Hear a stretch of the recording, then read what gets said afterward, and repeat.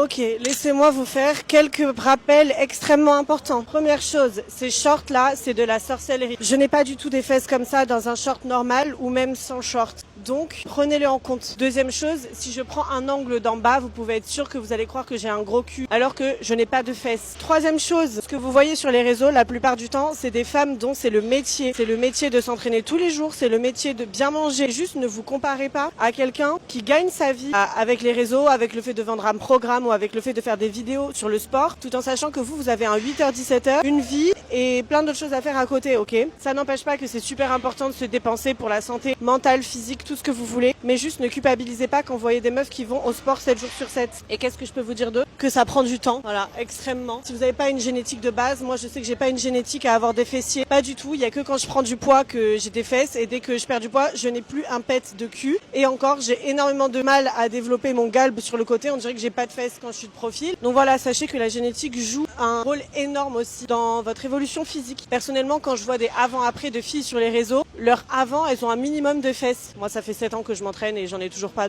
Donc bref, tout ça pour vous dire que les réseaux sociaux, ça peut mettre une pression énorme et j'en ai conscience. Voilà quoi. Sur ce, je vais aller marcher un petit peu. N'oubliez pas de vous abonner. À demain. Gros bisous.